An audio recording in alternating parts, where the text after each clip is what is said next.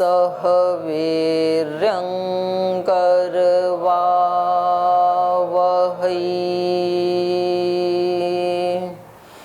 तेजस्विनावधीतमस्तु मा विद्विषावहै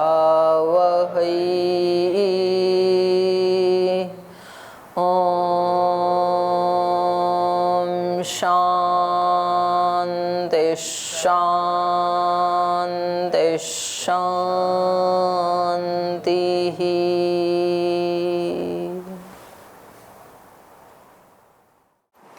सूत्र पाठ।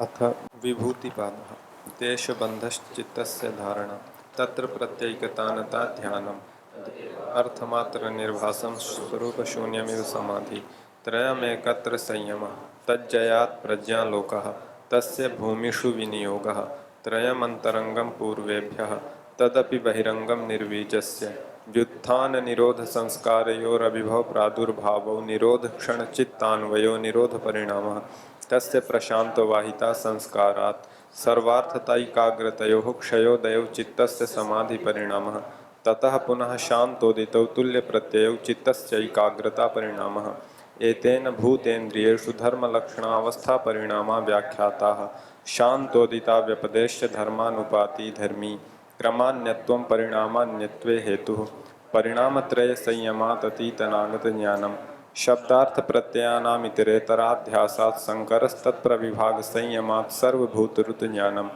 संस्कार साक्षात्करणात् पूर्वज्ञाति ज्ञानम् प्रत्ययस्य परचित्त ज्ञानम् न च तत्सालम्बनं तस्याविषयीभूतत्वात् काय रूप संयमात् तद्ग्राह्य शक्तिस्तंभे चक्षुष्प्रकाशासं प्रयोगे अंतर्धानम् सोपक्रमं निरुपक्रमं च कर्म तत्संयमादपरान्तज्ञानमरिष्टेभ्यो वा मैत्र्यादिषु बलानि बलेषु हस्तिबलादीनि प्रवृत्त्यालोकन्यासात् सूक्ष्मव्यवहित विप्रकृष्ट ज्ञानम् भुवन ज्ञानम् सूर्य संयमात् चंद्रे ताराव्यूह ज्ञानम् ध्रुवे तद्गति ज्ञानम् नाभिचक्रे काह्य व्यूह ज्ञानम् कंठकूपे क्षुत्पिपासा निवृत्तिः कूर्मनाड्यां स्थैर्यम् मूर्ध ज्योतिषि सिद्ध दर्शनम् प्रातिभाद वा सर्वम् हृदये चित्त संवित् सत्वपुरुषयोरत्यंता संकीर्णयोः प्रत्यया विशेषो भोगः परार्थत्वात् स्वार्थ संयमात् पुरुष ज्ञानम् ततः प्रातिभ श्रावण वेदना दर्शास्वाद वार्ता जायन्ते ते समाधौ उपसर्गा व्युत्थाने सिद्धयः बंध कारण शैथिल्यात् प्रचार संवेदनाच्च चित्तस्य पर शरीरावेशः उदान जयात् जलपंक कंटगादिष्वसंगुत्क्रांतिश्च श्रोत्राकाशयोः संबंध संयमात् दिव्यं श्रोत्रम् काय आकाशयोः संबंध संयमात् लघुतूल समापत्तेश्चाकाशगमनम् बहिरकल्पिता वृत्तिर्महाविदेहा ततः प्रकाशावरणक्षयः स्थूल स्वरूप सूक्ष्मान्वयार्थवत्व संयमात् भूतजयः ततो अणिमादि प्रादुर्भावः काय संपत् तद्धर्मान विघातश्च रूप लावण्य बल वज्र संघन्नत्वानि काय संपत् ग्रहण स्वरूपास्मितान्वयार्थवत्व संयमात् इंद्रिय जयः ततो मनोजवित्वं विकरण भावः प्रधान जयश्च सत्व पुरुष अन्यता ख्याति मात्रस्य सर्वभावाधिष्ठातृत्वं सर्वज्ञातृत्वं च तद्वैराग्यादपि दोष विचक्षय कैवल्यम् स्थानीयुपनिमंत्रणे संगस्मया करणं पुनरनिष्ट प्रसंगात् क्षण तत्क्रमयोः संयमात् विवेकजं ज्ञानं जाति लक्षण देशैरन्तान्वच्छेदात् तुल्ययोस्ततः प्रतिपत्ति तारकं सर्व विषयं सर्वथा विषयमक्रमं चेति विवेकजं ज्ञानं सत्वपुरुषयोः शुद्धि साम्य कैवल्यम इति तृतीयो विभूतिपाद। आइए तो अब पढ़ते हैं विभूतिपाद योग दर्शन का तृतीय पाद और इसमें 35 सूत्र तक कल हमने पढ़ा था। तो इसमें बताया था सत्व और पुरुष बुद्धि और पुरुष जो अत्यंत असंकीर्ण है जो अत्यंत ही अलग हैं उनका अविशेष प्रत्यय तो भोग है। एक ही समान ज्ञान होना बुद्धि और पुरुष का ये तो भोग हो गया क्योंकि बुद्धि परार्थ है तो इस हेतु से।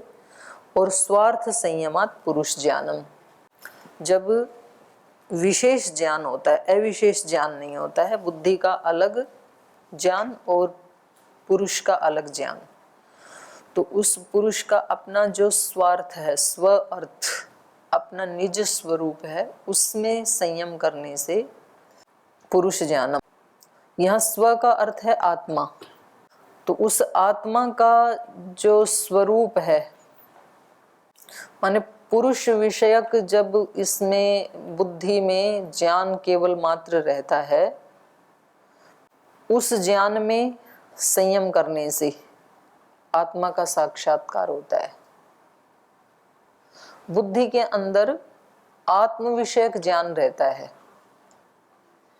कि ये चेतन आत्मा है और मैं इसका ज्ञान करने वाला बुद्धि तत्व हूं। उस ज्ञान में संयम करने से, नीचे आया था ना भाष्य में, पुरुष एव तम प्रत्यय, नहीं इससे पहले, यस्तु तस्माद् विशिष्टः चिति मात्र रूपः अन्य पौरुषेय प्रत्यय तत्र संयमात्। जो पौरुषेय प्रत्यय है, पौरुषेय जो ज्ञान है, तत्र संयमात्, उस ज्ञान में संयम करने से, नीचे से तीसरी पंक्ति, तीसरी या दूसरी जो भी, तो उस पौरुषेय ज्ञान में पुरुष का प्रतिबिंब बुद्धि में पड़ रहा है, उस प्रतिबिंब को देख करके बुद्धि को पुरुष का ज्ञान हो रहा है। तत्र संयमात्, उस पौरुषेय प्रत्यय में संयम करने से पुरुष विषया प्रज्ञा जायते, पुरुष विषयक प्रज्ञा की उत्पत्ति होती है। न च पुरुष प्रत्ययेन बुद्धि सत्वात्मना पुरुष दृश्यते, क्योंकि पुरुष प्रत्ययेन बुद्धि सत्वात्मना, पुरुष ज्ञान वाला जो बुद्धि सत्व का रूप है उसमें न पुरुष दृश्यते, स्पष्ट रूप से तो पुरुष का दर्शन नहीं हो सकता है, क्योंकि पुरुष अलग बुद्धि अलग, तो उसमें पुरुष आके कैसे समाएगा बुद्धि में, तो वो तो नहीं आ सकता है। तो यहाँ पर क्या है, बुद्धि सत्वात्मना पुरुष प्रत्यय ने, केवल प्रतिबिंब दिखाई देता है वहां पर उसको बुद्धि तत्व में पुरुष का। पुरुष एव तम प्रत्ययम स्वात्मानम स्वात्म अवलंबनम पश्यति, वो जो ज्ञान है वो पुरुष का जो अपना जो ज्ञान है वो तो अपने में ही अवलंबित रहता है, पर बुद्धि उसको इस समय अपने में देख रही है। पुरुष एव तम प्रत्ययम स्वात्म अवलंबनम पश्यति, पुरुष ही अपने उस ज्ञान को जैसे बुद्धि देख रही है, उस स्थिति में भी बुद्धि को कारण बना करके देख तो आत्मा ही रहा है। आत्मा ही अपने प्रतिबिंब को बुद्धि के अंदर देख रहा है, ऐसा जान भी रहा है। जैसे शीशे में अपना चित्र कौन देखता है, चित्र वाला ही तो देखता है जिसका वो चित्र है। तो ऐसे ही बुद्धि में उस प्रतिबिंब को कौन देख रहा है, पुरुष ही देख रहा है कि ये मेरा स्वरूप है ऐसे, लेकिन वो बुद्धि में देख रहा है, अभी भी प्रतिबिंब को देख रहा है। इसको ठीक ठीक अपने स्वरूप की अनुभूति तो होगी फिर असंप्रज्ञात समाधि में, उसमें वो त्रिगुणातीत है, फिर उसमें बुद्धि नहीं रहेगी। फिर पुरुष एव तम प्रत्ययम स्वात्म अवलंबनम पश्यति तथा युक्तम विज्ञातारम मरे केन विजानीयात, क्योंकि बुद्धि से तो उसको कैसे जाने, वो तो खुद ही विज्ञाता है, बुद्धि के माध्यम से भी तो वो ही जान रहा है ना, तो उस जानने वाले को किससे जाने, ये सारे साधन तो उसके द्वारा कार्य करते हैं, तो इनके द्वारा उनको कैसे जाना जा सकता है, साधन से साध्य को कैसे जाना जा सकता है। तो उससे अगली सिद्धि है फिर ये थी आत्म साक्षात्कार की सिद्धि, कल जो हमने पढ़ा था। अगली सिद्धि है ततः प्रातिभ श्रावण वेदना आदर्श वार्ता, वेदना आदर्श आस्वाद वार्ता जायन्ते। ततः उससे, उससे माने पुरुष का साक्षात्कार होने से, जो पिछली सिद्धि में बताया था उससे, प्रातिभ श्रावण वेदना आदर्श आस्वाद और वार्ता, ये 6 प्रकार की सिद्धियां जायन्ते उत्पन्न होती हैं। माने इसमें भूमिषु विनियोग वाली जो बात है वो भी घटित नहीं होगी, वो नहीं भी चाहे तो भी उसको ये सिद्धियां होगी। योगी को, जिसको आत्म साक्षात्कार हो गया, उसको ये 6 सिद्धियां न चाहते हुए भी हो जाएंगी, ये जायन्ते का अर्थ है। जरूरी नहीं है कि वो इनकी काम ना करे, ये उसका प्रतिफल है। ततः उस स्वार्थ संयम से, माने वो जो पुरुष का साक्षात्कार किया, उससे प्रातिभ, श्रावण, वेदना, आदर्श, आस्वाद और वार्ता नाम की ये 6 सिद्धियां, मतलब कामनाम विनापि जायन्ते, ये अर्थ है जायन्ते का, बिना कामना किए भी उत्पन्न होती हैं। तो प्रातिभ तो हमने पहले पढ़ ही लिया, प्रातिभात्वा सर्वम पढ़ा ना। प्रातिभ सिद्धि मिलने से क्या उसका प्रतिफल है, सब कुछ का साक्षात्कार हो जाता है उसको। उससे पहले तो केवल सिद्धों का साक्षात्कार हो रहा था, मूर्ध ज्योतिषी सिद्ध दर्शन है? हाँ, द्युलोक पर्यंत जितने पदार्थ हैं प्रातिभ ज्ञान से उन सब का ज्ञान हो जाता है।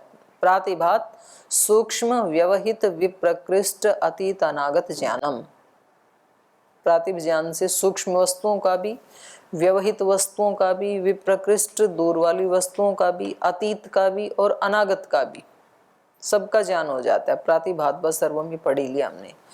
श्रावणा दिव्य शब्द है श्रवणम, और श्रावण नाम की जो सिद्धि है उससे दिव्य शब्द श्रवणम, दिव्य शब्दों का श्रवण होता है उसको। एक तो हमारे मनुष्यों के शब्द हैं, एक पशु पक्षियों के शब्द हैं, और ये एक दिव्य शब्द हैं।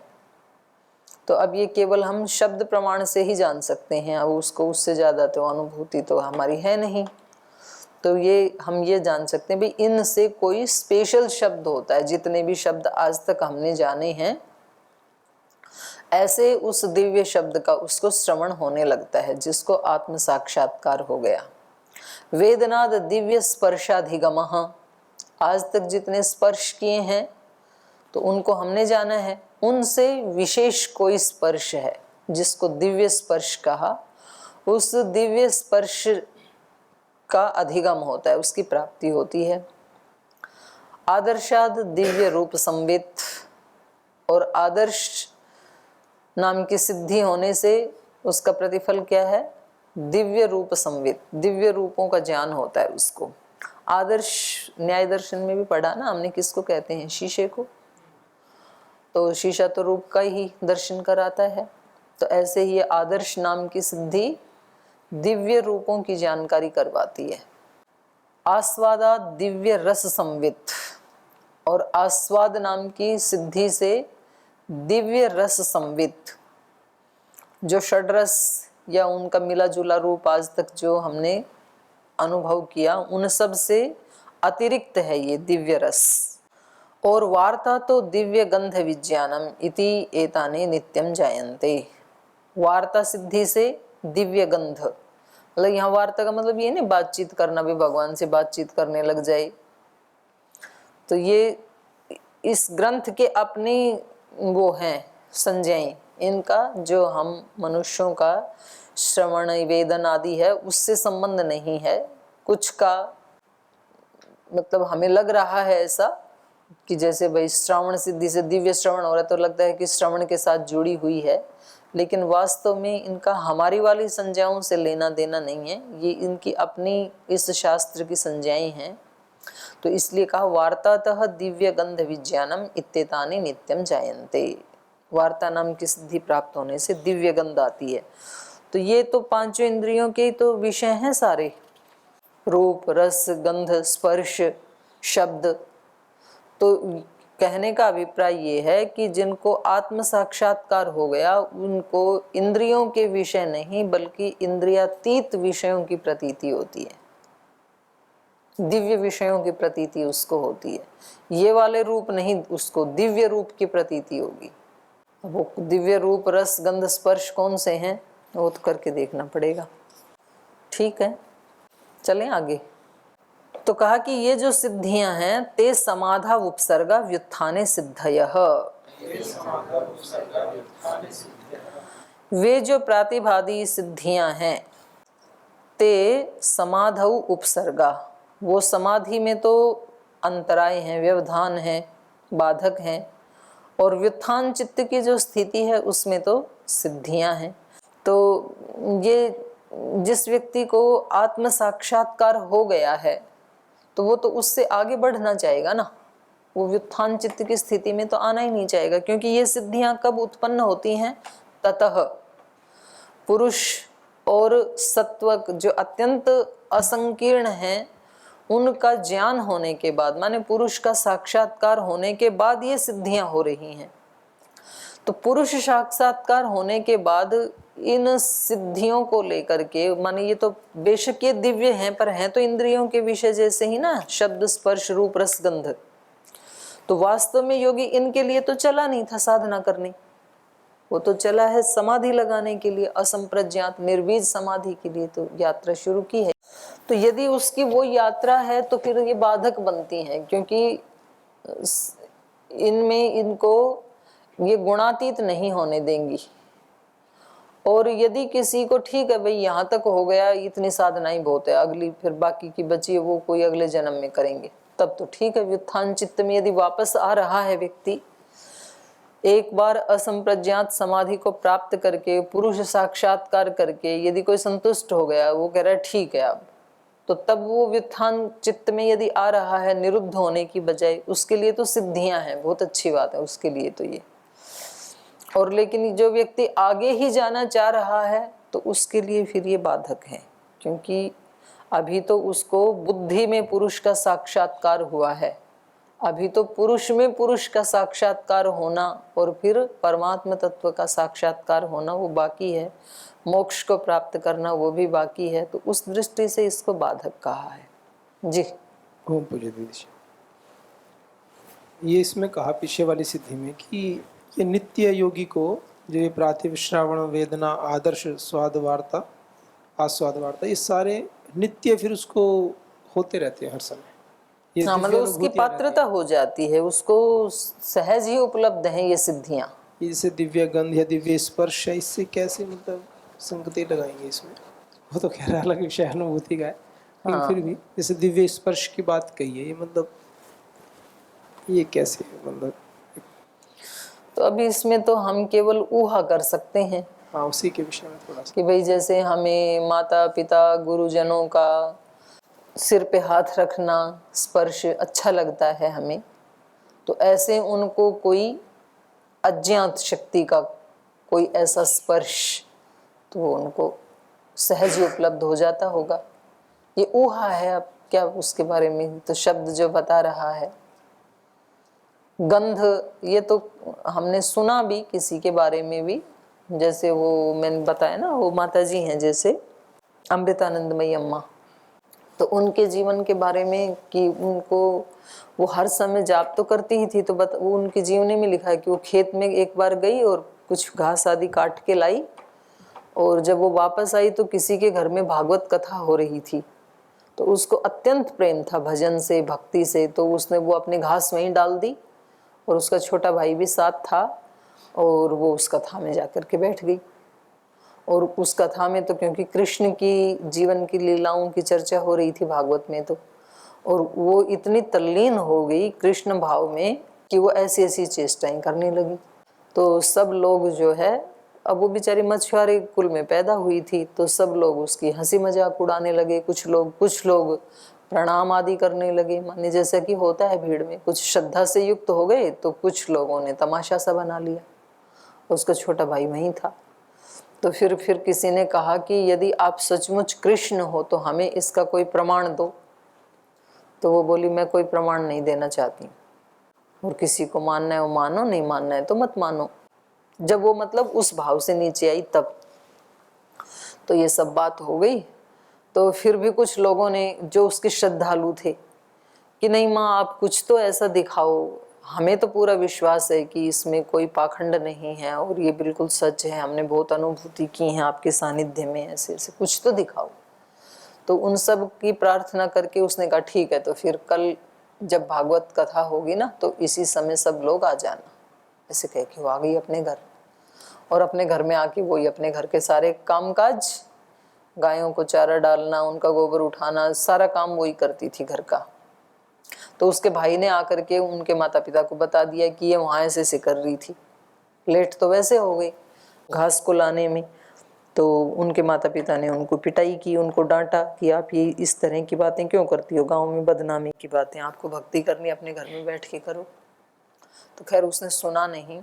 तो अगले दिन वो अपने भाई को थोड़ा जल्दी ही लेके चली गई घास काटने कि ताकि हम लेट ना हो, और पहले घास काट के लाके और उसमें भागवत कथा में जाके, और फिर कुछ लोग जो होते हैं मखौल उड़ाने वाले वो भी इकट्ठे हो करके आ गए कि आज देखते हैं भाई वो कृष्ण का प्रमाण देंगी ना, बोलिए पगली लड़की देगी कृष्ण का प्रमाण, क्योंकि उसी गांव की वो मामूली कुल में पैदा हुई तो कौन उसको मानेगा। तो उसने उन लड़कों में से जो उनके अत्यंत विरोधी थे और रोजाना कोई ना कोई टोंट कसते ही रहते थे जब भी वो निकलती थी, तो कि देखो भाई आ गया है कृष्ण, और ऐसे कह के फिर हंसते थे जोर से, इस तरह की बातें जो करते थे। तो उन्होंने कहा कि जाओ इस घर में से किसी भी पात्र में वो ले आओ, पानी ले आओ। तो वो पानी लाया घड़े में से, और इसमें कुछ तुलसी दल डाल दो, इसमें थोड़ा सा गंगा जल की 1-2 बूंद डाल दो, इसमें थोड़ा मीठा डाल दो, केला डाल दो, जो भी चरणामृत बनाते हैं वो सब उससे डलवाया उन्होंने। और वो इतना सा पात्र था कटोरा टाइप, और फिर वहाँ लोग इकट्ठे हो रखे थे कम से कम 600-700 लोग। तो फिर बोले कि ये सबको बांट दो 1-1 चम्मच। तो उसको लगा कि भाई इतने कटोरे में तो 600 लोगों को तो नहीं आ सकता है 1-1 चम्मच में भी, तो वो बांटने लगे सबको। तो सबको बांट दिया, और फिर भी वो उतना का उतना ही था वो कटोरे में, और वो बनाया था उस लड़के ने। कोई और हो तो ये भी कह सकते हैं कुछ और मिक्स कर दिया होगा, या वो सबके सामने का ही है। तो खत्म नहीं हुआ, वो वैसे के वैसे रहा, और सबको कहा कि पी लो, तो उन्होंने पी लिया।